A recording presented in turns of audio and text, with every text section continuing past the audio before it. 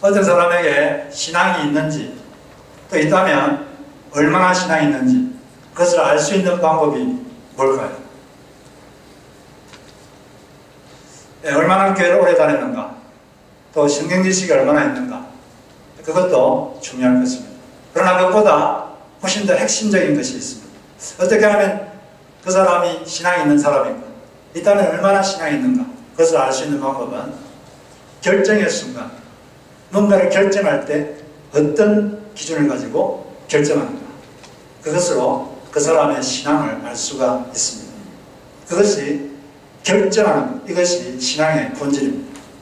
그런데 결정하더라도 사소한 것, 별로 자격이 중요하지 않은 것, 그런 것을 결정할 때가 아니라 자격이 아주 중요한 것, 그것이 걸려있을 때 어떻게 결정하는가, 뭘 기준으로 결정하는가, 그것을 보면 그 사람의 신앙이 드러나는 것입니다.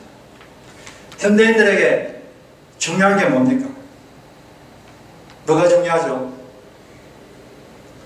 첫째로 현대인들은 돈이 중요합니다. 다른 것에서는 잘 넘어가다가 이해관계가 딱 들었으면 갑자기 차가워지는 사람들이 많습니다. 돈이 중요하죠. 또 뭐가 중요합니까? 시간이 중요합니다. 특히 미국 선교사회는 시간으로 모든 걸 다 계산하죠. 시간이 중요해요. 이 시간을 어떻게 쓸 것인가, 어떻게 쓰기로 결정할 것인가, 이것이 중요합니다. 그리고 세 번째는 뭘까? 여러분 뭘 중요하게 생각하십니까? 자존심. 내가 자존심이 상했을 때 어떻게 행동하기로 결정할 것인가, 그게 중요한 거죠. 하나님이 원하는 대로 할 것인가, 내 기분대로 할 것인가, 아주 중요한 거죠. 또 뭐가 중요할까요? 자식이 중요합니다. 어떤 경우는 자기보다 자식이 더 중요하게 여겨질 때가 있습니다. 자식이 중요해요. 자식과 관계된 것을 결정할 때 뭘 기준으로 결정합니다. 이것이 그 사람의 신앙이 어떤지 그걸 본질적으로 드러내주는 것입니다. 어떤 외국의 농촌에 아주 신앙이 좋은 그리스도인이 있었습니다. 그 교회 영적 지도자이기도 했고, 근데 그 사람 집 뒤에 뒷집에 남자도 또 살고 있어요. 근데 이 그리스도인은 아침 일찍 일어나가지고 매일마다 논에다가 물을 댔습니다. 물을 댔는데, 근데 그 뒷집에 사는 남자가 있는데 그 남자는 늘 술에 취해 있어요. 그래서 낮에 일어나가지고 논으로 갑니다. 가가지고 그 그리스도인의 논두렁을 허물고 그 물을 다, 자기 논이 바로 옆에 있었는데 다 물을 다 빼버립니다. 그걸 계속 반복하는 거예요. 그러니까 주변 사람들이 더 흥분했습니다. 그리고 이 그리스도인도 좀 슬슬 분노가 치밀어오르기 시작했습니다. 그래서 이 분노를 통제하지 못하는 게 너무 안타까워서 하나님께 기도했습니다. 하나님, 제가 잘못한 건 아니잖아요. 제가 옳잖아요. 그 사람이 틀렸잖아요. 제가 옳은데 왜 제 마음에 평안이 없고 왜 분노가 생깁니까? 이렇게 한참을 기도했는데, 기도하다 보니까 하나님께서 마음속에 직관적으로 어떤 말씀을 주셨습니다. 너는 옳은 일만 하려고 하느냐? 옳은 것 이상은 할 수 없느냐? 이렇게 말씀하십니다. 그래서 질문했습니다. 하나님, 옳은 것 이상이 뭡니까? 그럴 때 하나님께서 사랑하는 것이다, 이렇게 말씀하셨습니다. 그래서 그는 다음날 아침 일찍 일어나, 옛날보다 더 일찍 일어나서 먼저 그 뒷집 남자의 논에 물을 먼저 다 대줬습니다. 그 다음에 자기 논에 물을 댔습니다. 시간은 2배로 걸렸죠. 근데 그 남자가 낮에 일어나가지고 자기 논에 갔어요. 가보고 그걸 보고 뭔가 마음에 깨닫는 게 있었습니다. 마음이 녹아버렸어요. 그래서 그 그리스도인에게 찾아가서 자신의 잘못을 시인하고 저도 당신 같은 그리스도인이 되고 싶습니다. 이렇게 말을 했다고 합니다. 그 그리스도인은 상당히 쉽지 않은 결정을 했습니다. 어떻게 행동할 것인가 결정해야 됩니다. 그 사람은 집에 찾아가가지고 분노를 폭발하면서 시시비비를 따지고, 그리고 다른 사람들이 이 사람 참 잘못이다 이렇게 욕을 하고 그럴 수도 있습니다. 근데 그는 주님께서 원하는 것을 했습니다. 주님께서 원하는 쪽으로 하기로 결정했고 그렇게 행동했습니다. 근데 그게 쉽지가 않았어요. 왜냐하면 그 사람에게 중요한 것 세 가지가 걸려있었기 때문이죠. 뭐가 걸려있습니까? 돈이 걸려있습니다. 눈에 물을 다 빼버리면, 농사가 안 되면 경제적 손실이 큽니다. 돈이 걸려있어요. 쉽지 않습니다.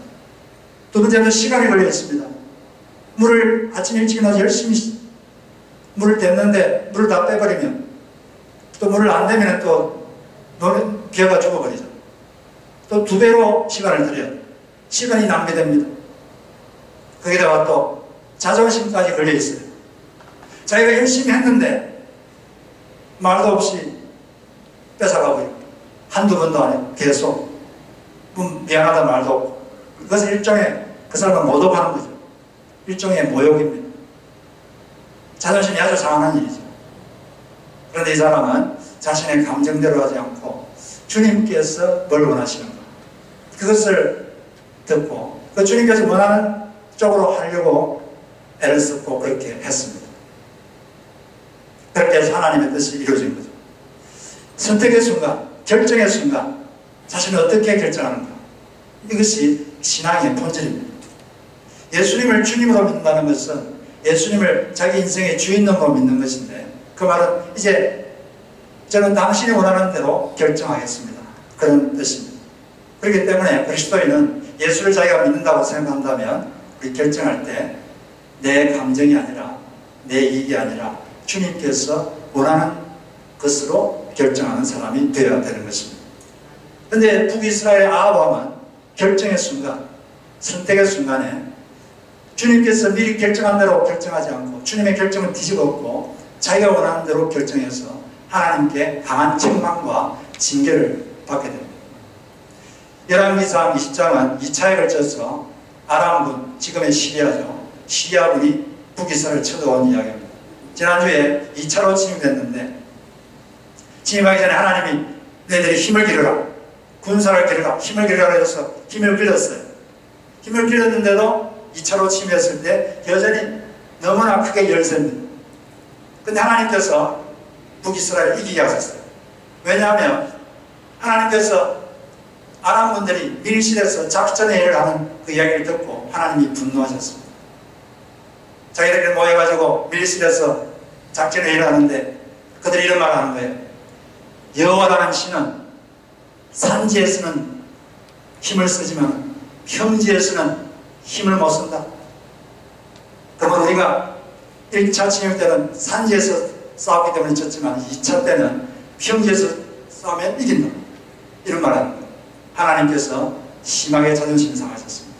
하나님은 그분의 명예를 회복하셔야 됐습니다. 그래서 하나님은 그분의 명예를 회복하기 위해서 북이스라엘 이기게 하셨어요.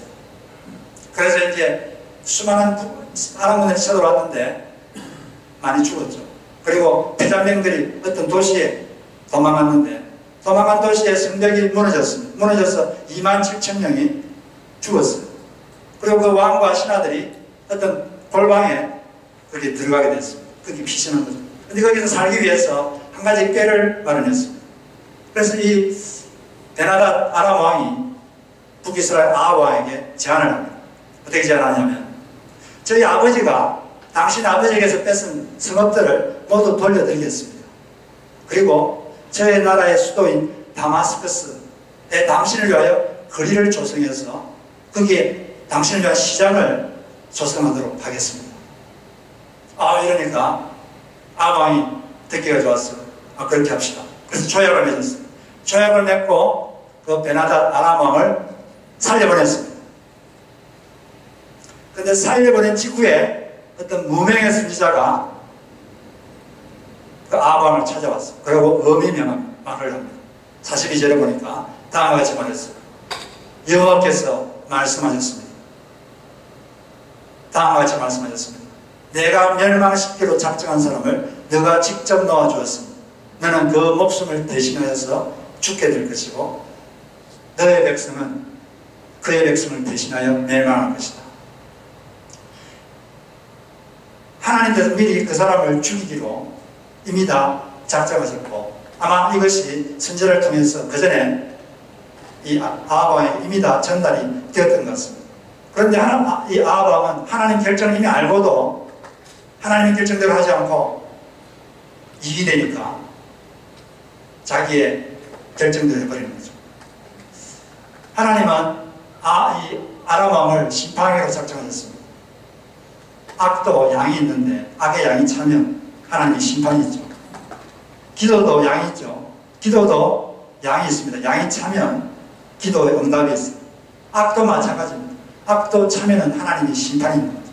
이제 이 아람 왕이 악이 찼기 때문에 하나님이 심판하기로 죽이기로 작정하셨고 그걸 이미 전달했는데 아합 왕이 자기 마음대로 결정을 엎어버립니다. 그리고 또 이 무명의 선지자는 아합 왕에게 와가지고 말하기 전에 더 효과적으로 하나님의 메시지를 전하기 위해서 한 가지 일을 하라고 하나님이 지시를 받았습니다. 자신의 몸을 상황에서 붕대를 감고서 아합 왕을 만나라고 하나님께서 말씀하십니다. 그래서 자기 동료 선지자를 찾아가서 말했어요. 하나님이 말씀하십니다. 저를 때리십시오. 그러니까 동료 선지자가 때리기가 싫거든요. 그래서 안 때렸어요. 나 때리기 싫다. 그러니까 그 무명의 선지자가 말했습니다. 36절에 보니까 당신이 주님의 말씀에 순종하지 않았으니 당신이 나를 떠날 때 사자가 당신을 죽일 것입니다. 과연 그 사람이 그를 떠날 때 사자가 나타나서 그를 죽였어요. 그런데 이런 이야기를 들으면 좀 심하다는 생각이 안 듭니까? 아무리 그래도 그렇지. 동료를 때리기 싫어서 안 때렸는데 그걸 그랬다고 하나님 말씀을 거역했다고 어떻게 죽게 하시나. 좀 심하다는 생각이 듭니다. 저는 들었는데 여러분 안 드십니까? 좀 들죠. 그런데 왜 하나님이 이렇게 충격을 엿보고 썼을까요? 왜 그러냐면 다 이유가 있습니다. 그 당시 북이스라엘은 완전히 여호와를 배교한 상태예요. 하나님을 완전히 떠났습니다. 하나님을 떠나고 다른 걸 섬겼어요. 하나님보다 더 다른 걸 더 섬겼죠. 다른 신을 섬기고 다른 걸 섬기고 다른 우상을 섬기고 하나님을 버리니까 당연히 하나님의 말씀을 아주 무시했습니다. 하나님의 말씀을 멸시했어요. 하나님의 말씀을 발에 때까지도 여기지 않았습니다. 하나님이 아무리 말해도 듣지 않았어요. 그래서 그들에게 하나님의 메시지를 강력하게 전하기 위해서 하나님이 충격요법을 쓰신 것입니다. 무슨 메시지죠? 하나님의 말씀을 가볍게 여기지 말라. 하나님의 말씀을 가볍게 여기지 말라. 이 메시지를 전하시려고 이런 충격적인 방법을 사용하신 것입니다. 물론 우리는 평소에 동료를 때리면 안 되죠. 그러나 하나님께서 특별한 이유가 있어서 특별하게 어떤 말씀하시면 그것이 자기에게 이해가 안 되고 그래도 우리는 실행을 해야 되는 것입니다. 성경에 왜 이런 이야기가 기록되어 있을까요? 아합은 자기 이익 때문에 하나님의 말씀대로 결정하지 않고 자기 이익대로 결정했습니다. 그래서 하나님의 징계를 받았습니다. 또 이 동료 선지자는 자신의 감정 때문에 싫다는 감정 때문에 하나님의 말씀을 거역해서 또 징계를 받았습니다. 왜 이런 메시지가 이 구약 성경에 기록되어 있을까요? 그리고 이걸 왜 우리가 21세기 우리가 왜 읽어야 할까요? 왜 읽어야 할까요? 하나님께서 우리에게 한 가지 메시지를 전하고 싶습니다. 하나님의 말씀을 가볍게 여기지 말라. 결정의 순간에 너의 이익대로 너의 감정대로 결정하지 말라. 주님이 원하시는 대로 결정하라. 이 메시지를 전하고 싶은 것입니다. 우리는 예수님을 주님이라고 믿습니다. 예수님을 주님이라고 믿습니까? 그런데 예수님을 주님이라고 말하는데 주님이라는 뜻이 뭡니까? 주님이라고 하는 시험 말고 주인님. 주인님이 뭐죠? 주인님은 자신의 결정권자입니다. 어떤 사람이 예수님을 믿는다는 것은 이제 주의 삶의 결정권을 당신께 드립니다. 제 삶을 당신께 드립니다. 이런 뜻입니다. 지금부터는 예수를 믿겠다는 것을 지금부터는 제가 결정할 때 당신의 결정을 따르겠습니다. 그런 마음으로 예수님을 주님이라고 고백하는 거예요. 사람이 어떻게 구원받는가? 이것은 로마서 10장 9절 10절에 아주 간단 명료하게 정리를 해주고 있습니다. 너가 만일 너의 입으로 예수를 주로 시인하며 또 하나님께서 그를 죽은 자 가운데서 살리신 것을 내 마음에 믿으면 구원을 받으리라. 사람이 마음으로 믿어 의에 이르고 입으로 시인하여 구원에 이르느니라. 어떻게 구원받는다고 되어 있죠? 두 가지가 필요합니다. 일단 마음으로 믿어야 돼요.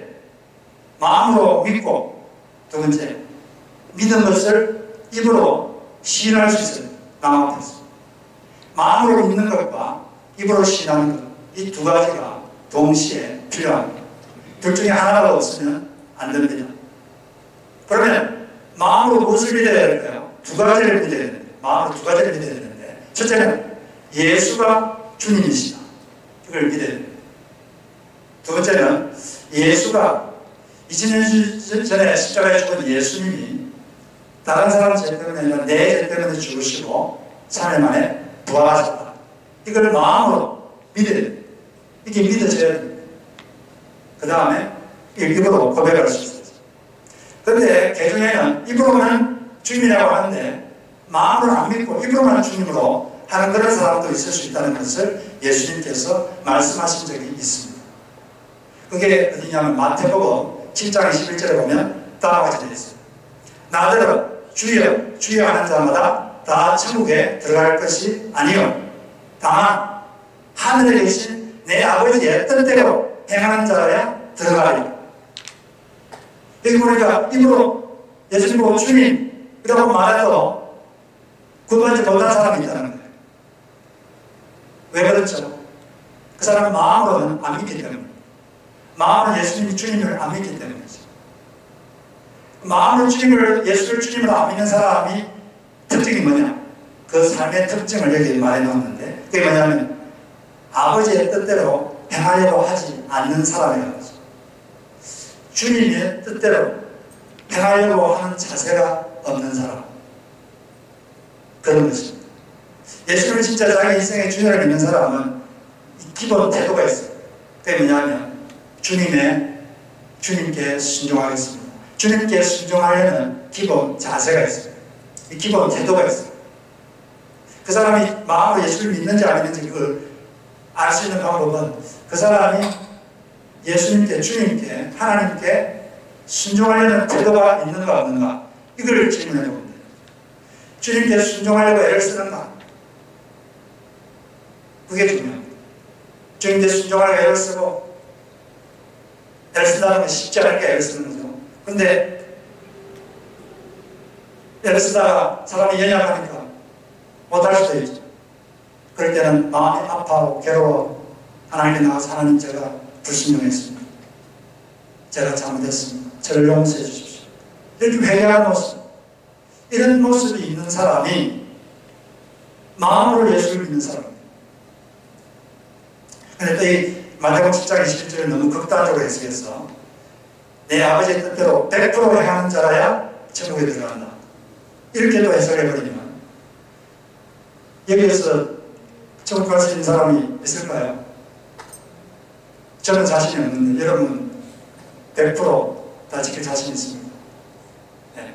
100% 지켜야지 된다, 그런 의미가 아니라 하나님의 뜻대로 살려고 애를 쓰는 자세, 이 자세가 예수를 정말 믿는 사람에게는 다 있습니다. 이 자세가 없는 사람은 안 믿는 사람이에요. 구원받지 못한 사람입니다. 아무리 입으로 주여 주여 해도 구원받지 못한 사람입니다. 그래서 우리는 이걸 심각하게 생각해야 돼요.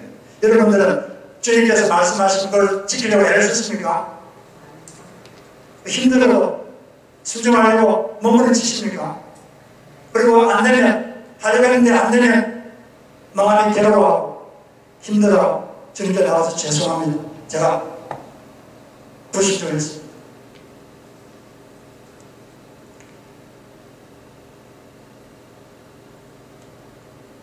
이런 모습이 믿는 사람 아니었습니다. 이게 바로 기독교의 기본 자세입니다. 군인에게는 기본 자세가 뭡니까? 차렷 자세. 모든 믿는 기독교인의 기본 자세는 이 순종하려고 애를 쓰는 자세. 이것이 다 있어요. 이것이 없으면, 여러분 중에 여기 없는 분이 계시면 여러분 큰일 났어요. 여러분 군받지 못했어요. 큰일 났어요. 그래서 이걸 분명히 증거해봐요. 나는 주님의 말씀에, 주님의 결정에 순종할 애를 쓰고 있다. 그걸 반드시 여러분 증거하시기 바랍니다. 또 디도서 1장 16절에도 비슷한 이야기가 되어 있습니다. 이게 어떤 말씀이냐면 그들이 하나님을 입으로는 시인하나 행위로는 부인하니 가증한 사람. 이 바울이 쓴 편지인데 그 당시에 사람 중에 입으로는 주님을 시인했는데 행위로는 부인하는 사람들이 있었어요. 이걸 어떠라고 했어요? 가증한 사람. 말을 해보면 주님을 믿고 신하는데 행위를 보면 완전히 아니에요. 가증하다. 이게 하나님의 말씀입니다. 이런 믿음을 가지고 야고보 사도는 야고보서 2장에서 귀신과 같은 믿음입니다. 귀신이 가진 믿음입니다. 이렇게 말했어요. 악령들은 어떤 믿음을 가졌느냐. 마가복음 5장 10절에 보면 귀신들이 자라면 예수를 보고 달려와 절하여 큰 소리로 부르짖으되 지극히 높으신 하나님의 아들 예수여 나와 당신이 무슨 상관이 있나이까. 원하건대 하나님 앞에 맹세하고 나를 괴롭게 마옵소서. 이 악령이 예수를 보고 뭐라고 했어요? 지극히 높으신 하나님의 아들 예수예요. 악령이 예수님 보고 하나님 아들을 그랬어요. 근데 이 악령이 구원받았습니다. 악령에는 하나님의 뜻에 순종하고 싶은 마음이 없습니다. 그렇기 때문에 불을 못 받는 거죠. 이런 믿음을 죽음 믿음이다 이렇게 표현합니다. 죽음 믿음이라는 가짜 믿음입니다. 자기는 믿고 있다고 생각하면 착각하는 거죠. 우리는 예수님을 자기 주님으로 믿는다면 한 가지 분명히 있어야 될 게 주님께 순종하려는 기본 자세. 이게 다 있어요. 그래서 순종하려고 애쓰는 모습. 힘들어도 그렇게 하려고 애쓰는 모습. 안 되면 회개하고 다시 시작하고 그렇게 사시길 주의 이름으로 축복합니다. 특별히 어떤 결정의 순간 중요한 것이 달리는 결정. 돈, 시간, 자존심, 자식, 자기가 아주 중요한 것, 이걸 어떻게 쓸 것인가, 어떻게 행동할 것인가, 이걸 결정하는 순간에 여러분의 이익이나 감정에 따라 쉽게 결정하지 마시고 주님께서 뭘 원하시나, 나의 주인님, 나의 결정권자, 그분이 뭘 원하시나, 그것을 질문하시고 그렇게 순종하시고 애쓰시고 몸부림치시기를 바랍니다. 또 우리는 일상삶에서도 중요한 거는 일상삶에서도 주님이 먼저 결정하시도록 해야 됩니다. 특히 기도할 때도 우리가 조심해야 돼요. 기도할 때 우리가 보통 어떤 표현을 씁니까? 주님 이렇게 해주세요. 이렇게 해주세요. 해주세요라는 말은 존댓말이에요. 존댓말인데 자칫 잘하다 보면 이게 자기가 먼저 결정해놓고 하나님께 통보하시게 되는 수가 있습니다. 하나님은 그렇게 할 의중이 없는데 혼자서 이렇게 돼야 돼요. 이렇게 하고 하나님 이렇게 해주세요 하고 했는데 나중에 보니까 그렇게 안 돼 있어요. 그래서 하나님께 시험 들고 하나님을 원망하고 그런 사람들이 제가 많습니다. 여러분들은 그런 경험이 없습니까? 사람의 관계를 예를 들면 더 쉽게 이해가 되는데 어떤 회사에 비서가 있고 사장님이 있다고 합시다. 비서가 사장님께 사장님 저 책꽂이에 있는 바이너 좀 갖다 주세요. 이렇게 할 수 있습니까? 해주세요는 존댓말이에요. 존댓말인데 비서가 다 결정하고 그걸 통보하는 거죠. 이건 아니죠. 그렇게 했다가는 다음날 책상이 없어집니다. 근데 만약 비서가 다리를 다쳐가지고 움직이지 못해요. 그래서 움직이지 못해서 근데 분명히 뭘 해야 되는데 근데 마침 사장님이 며칠가 들어왔어요. 그럴 때는 이렇게 할 수 있겠죠. 사장님, 제가 다리를 다쳐서 그럽니다만 죄송한데 저 책꽂이에 바인드 좀 갖다 주실 수 있겠습니까? 이렇게 할 수 있겠죠. 물어보는 거죠. 상대방에게 물어보고 상대방이 결정합니다. 저는 저희 아내가 저에게 뭘 결정할 때, 저에게 뭘 부탁할 때마다 늘 이렇게 저에게 말해요. 이것 좀 해주실 수 있겠어요? 이렇게 나는 거예요. 목사님, 저 쓰레기 좀 비워주실 수 있겠어요? 늘 이렇게 말합니다. 저는 거기에 대해서 상당히 고맙게 생각합니다.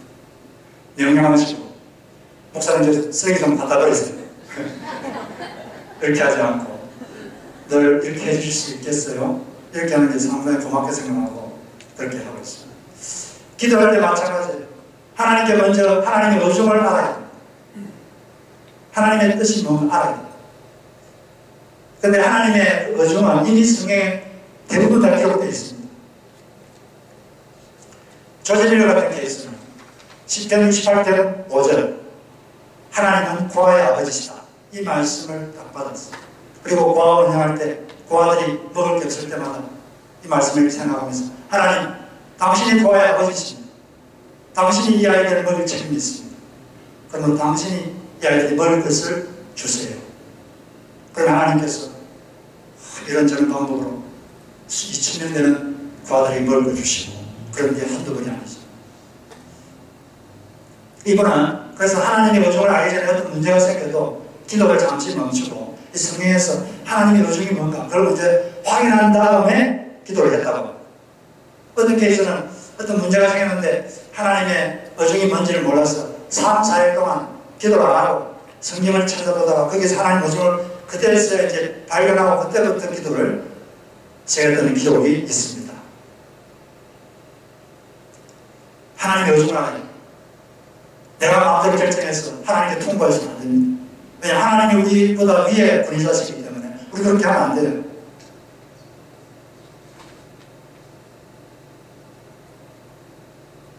성경에 나타난 하나님의 의중을 알아야 됩니다. 여러분 중에 주변에 불신자가 있으면 우리는 기도할 수 있어요. 하나님 저 사람을 구원해 주십시오. 왜냐하면 디모데전서 2장 4절에 하나님은 모든 사람이 구원받기를 원하시느니라. 이미 의중이 되어 있기 때문에 그건 그냥 하나님 저 사람을 구원해 주세요 이렇게 할 수가 있어요. 그래서 이렇게 하나님의 의중을 먼저 확인하시고 모르면 질문하세요. 그럼 하나님께서 여러분에게 감동을 주십니다. 그 감동대로 하시면 됩니다. 예수님을 주님으로 믿는 사람이처럼 주님의 결정을 받아들이고 주님의 결정에 따르는 사람입니다. 우리는 순종하는 분이에요. 그러면 하나님 알아서 결과를 만들어내십니다. 데이비드 캠프라는 남아프리카 공화국의 목사님이 있습니다. 이분은 열방교회에서 아주 사역을 잘하고 있었습니다. 그리고 교회도 계속 성장하고 있었어요. 그런데 그날 기도하는데 하나님께서 마음속에 이렇게 말씀하셨습니다. 교회를 만들고 길거리로 나가서 사람들의 발을 씻어주고 너무 당황스러웠어요. 14개월 동안 고민했습니다. 기도했습니다. 하나님, 그건 완전히 바보짓입니다. 제가 정말 그렇게 원하십니까? 이걸 좀 처리하면 안 되겠습니까? 14개월 동안 고민하고 기도하고 스트로크를 하다가 14개월 후에 그렇게 하기로 결심했습니다. 그리고 교회를 만들고 가족들과 함께 십자가를 메고 거기 세수대를 들고 다니면서 사람들 만나면 발을 씻겨줬어요. 그런데 이분은 발만 씻겨줬는데 놀라운 일이 일어났습니다. 기적적인 치유와 회복이 일어났어요.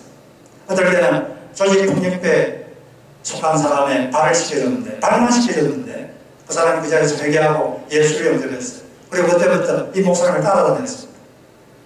어떨 때는 중독자의 발을 씻겨주니까 그 중독자가 중독에 해방되는 일도 있었습니다. 어떤 병든 사람의 발을 씻겨주기만 했는데 그 병이 낫기도 했습니다. 그리고 깨어진 가정에 사람들이 발을 씻겨줬는데 그 가정이 회복되는 일도 있었어요.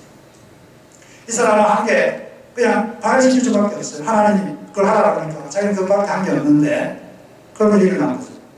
누가 합니까? 하나님이 하신 거죠. 그래서 이번에 이렇게 말합니다. 하나님 나라에서는 성공이나 실패가 없고 오직 순종만 있을 뿐입니다. 하나님 우리에게 원하시는 것은 한 가지입니다. 그것은 우리가 순수하게 하나님께 순종하는 것입니다. 하나님께 우리에게 순종하라고 하는 것은 나의 결정을 따르라 이렇게 말씀하시면서 우리를 고통스럽게 하려고 한 게 아닙니다. 신명기 10장 10절을 보면 너희들의 행복을 위하여 명한 나의 명령을 너희들이 지킬 것이 아니냐. 우리가 주님의 말씀을 따르면 처음에는 약간 어려울 수도 있는데 지키면 결국은 기쁨입니다. 근데 마귀가 하는 일을 하면 처음에는 좀 기쁘고 재밌는 것 같은데 지속적인 고통입니다. 그게 차이점이죠. 그래서 우리가 주님의 결정에 따름으로써 하나님의 생명을 흘려보내신 여러분 되시길 바랍니다. 이 주님의 결정을 따른 사람은 또 주님의 주권의 자기를 맡길 수도 있어요. 주님, 당신의 주권에 저를 맡깁니다. 우리 가정을 맡깁니다. 내 자녀를 맡깁니다. 교회를 맡깁니다. 내 직장을 맡깁니다. 이 주님의 결정에 따른 사람에게 주님의 주권에 자기를 맡길 수도 있어요. 맡길 때만 안식할 수 있습니다. 비로소 마음에 힘을 얻을 수 있어요. 그러기 전까지는 불안해서 헤어나올 수가 없습니다. 주님께 맡기시기 바랍니다. 그래서 힘을 얻으시기 바랍니다. 그래서 예수를 주님으로 믿는 사람은 주님께 순종하려는 기본 자세가 있습니다. 결정하지만 여러분은 이 감정에 따라 결정하지 마시고 주님이 원하시는 것이 무엇인가 그걸 따라 결정하십시오. 그렇게 하면서 여러분 속에 진정한 믿음이 있다는 것을 주님께 보여드리시기 바랍니다.